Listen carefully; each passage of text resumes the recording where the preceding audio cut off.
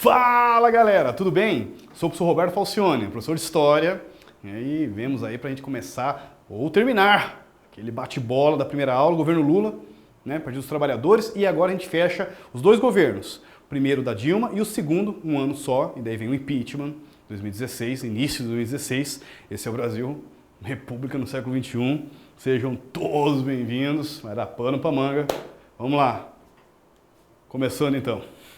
Governo Dilma, 2, dá pra fazer 2 já.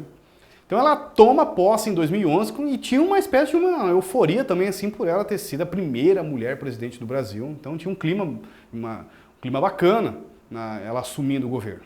Ela tinha a proposta de fazer o PAC 2, de continuar as propostas do Lula, né, e prever a realização de mais obras de infraestrutura, aeroportos, portos, estradas. No campo social, prometeu que seu governo forneceria bolsas de estudo para jovens. Não está aqui, mas foi criado também os institutos federais no seu governo, né? Um sistema impressionante assim, de colégios de institutos federais criados pelo Brasil todo, inclusive, no nível ensino médio. Aqui a foto da presidente Dilma, tirada pelo fotógrafo oficial, Palácio da Alvorada, 9 de 2011, 9 de janeiro, então acabou de assumir. E aí? No início do mandato, a da Dilma, a crise externa iniciada nos Estados Unidos, então pegou uma conjuntura negativa, né, a nível mundial, atingiu a União Europeia também e diminuiu, né, o mercado para os produtos brasileiros, porque o Brasil, a exportação dos produtos brasileiros diminuiu por causa dessa crise imobiliária, a famosa crise imobiliária dos Estados Unidos, né, as pessoas que tinham hipotecas não conseguiam pagar, perdendo casa, uma loucura.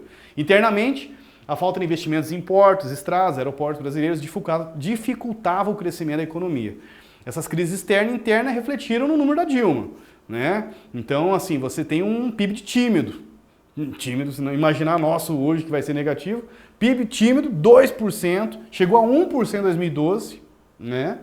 E as manifestações de 2013, as vozes das ruas, apesar das medidas. O que foram as manifestações de 2013? Né? Começa com as chamadas, os 20 centavos, né, do transporte público, e a coisa, como diz o outro, expandiu para as ruas e já virou motivo, né, até para virar assunto sobre a Copa, né? Tinha uma piada, né? Me chama de Copa e investe em mim, né? Porque eram os críticos contra a Copa do Mundo de 2014.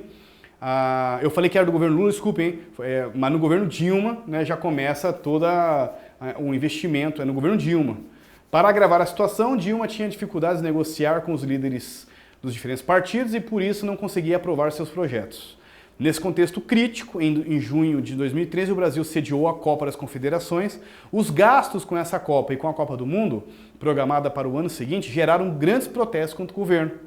Os manifestantes reclamavam da falta de investimento na educação, saíam com cartazes com dizeres como "Me chama de Copa e investe em mim". Manifestações em São Paulo, 20 de junho, na Avenida Paulista, esse é por causa dos 20 centavos, hein? Imagina? Ó, sobrou até pro Alckmin aqui, fora Alckmin, governador de São Paulo. Juntos mudando o Brasil. Não basta revogar, é preciso estabilizar. Olha só o que o 20 centavos fez, hein, galera? Claro que depois os motivos foram outros. Parece uma espécie de estopim, né? A Operação Lava Jato ficou muito marcada no governo da Dilma, né? Eleições presidenciais, em março de 2014, a Polícia Federal deflagrou a Operação Lava Jato e descobriu um grande esquema de lavagem e desvio de dinheiro, envolvendo a Petrobras, políticos, grandes empreiteiras. As delações premiadas do ex-diretor de abastecimento da Petrobras, Paulo Roberto Costa, do doleiro Alberto Youssef, alimentaram as investigações. Ambos assinaram no Ministério Público a delação premiada e Paulo Roberto informou que grandes empreiteiras pagavam propinas para vencer as concorrências. As ações da Petrobras sofreram uma forte queda. Houve a reeleição, teve início a corrida presidencial em 2014, né? E apesar que foi tumultuada pela morte inesperada de um acidente aéreo do candidato Eduardo Campos, né? Terceiro colocado na pesquisas com intenção de voto. A disputa presidencial entre Dilma e coligação com a força do PT e Aécio Neves, a coligação Muda Brasil, foi acirrada. Vocês não, acho que está aqui, 51% dos votos para Dilma, 48% do Aécio Neves. Então o PSDB novamente ficou em segundo lugar, 4 vezes seguida, hein, galera? 2 vezes no Lula, 2 vezes na Dilma.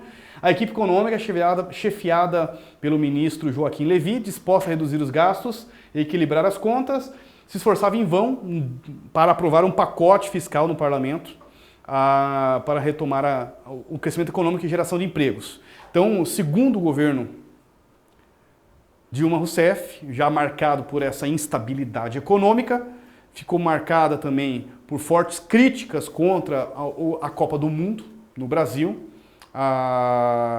Acabou nem vivendo, como diz outra, a experiência das Olimpíadas, mas também pegou nessa esteira. Não, o Brasil não tem esse investimento, não tem essa estrutura, não tem dinheiro para a construção desses estádios, dessa infraestrutura toda, né? E toda a infraestrutura para montar jogos desse calibre. Somado-se a isso, você teve uma forte manifestação midiática, porque se nós temos na década de 90, como diz o outro, né, pintar a cara, os caras pintados sair nas ruas, hoje teve uma forte manifestação nas ruas, mas a mídia da internet foi impressionante. A internet virou um campo político assim, de lutas e acirramentos e divisões, inclusive uma bipolaridade impressionante, quem era a favor e quem era contra o governo da Dilma Rousseff. No decorrer de 2015, mesmo ela já ficou um clima, uma diferença de 2% apenas do segundo colocado, né? O Brasil apresentou um PIB negativo de menos 3%, e aí começou, né? Preços dos alimentos, os aluguéis aumentam, o número de emprego cai, no parlamento a presidente não consegue montar os aliados, não consegue aprovar projeto, nada. E nesse clima de instabilidade surge então a entrada do pedido de impeachment, acusando a presidente de crime de responsabilidade. Na época eles chamavam de pedaladas, que ela estava usando um valor para pagar as despesas, para fechar as contas do governo, usando um valor do ano passado, um ano antes, né? Nesse ambiente conflitante, em 2016, 367 deputados votaram a favor da abertura do processo de impeachment, né? Somente 137 foram contra. Em seguida, o Senado julgou 55-22, declarou-se a favor da abertura do processo de impeachment e a presidente Dilma foi impedida e o vice-presidente Michel Temer assume a presidência. Uma curiosidade,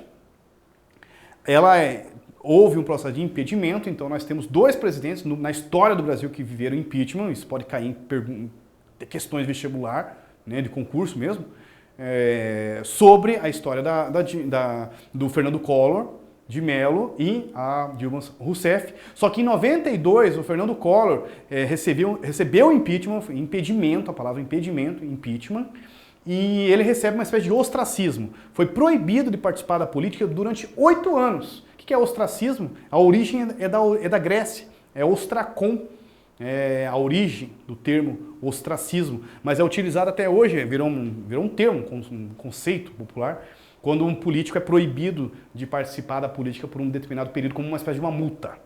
A Dilma não recebeu ostracismo. Ela foi impedida, né? Ela saiu do cargo, ela perdeu o cargo da presidência, mas ela não recebeu. Inclusive, nas eleições de 2016, ela até concorreu mesmo, acho que a Senado em Minas Gerais, e não ganhou. Então, ficou uma curiosidade bem...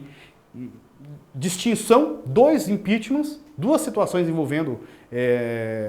questão administrativa da Dilma, né, e responsabilidade fiscal, né, uma questão de administração, do governo Fernando Collor já ligado à questão de corrupção mesmo, um forte esquema ligado ao PC Farias, braço direito do Fernando Collor. Aqui a imagem, Dilma e Lula como ministro-chefe da Casa Civil. Fechou? Dilma 1, 2. Fechou? Espero que vocês tenham curtido. Aprendido um pouquinho comigo, assim como eu estou aprendendo muito com vocês nessas aulas. Vamos fechar aí, galera. Foco nos estudos, força, fé no coração. Até a próxima, valeu!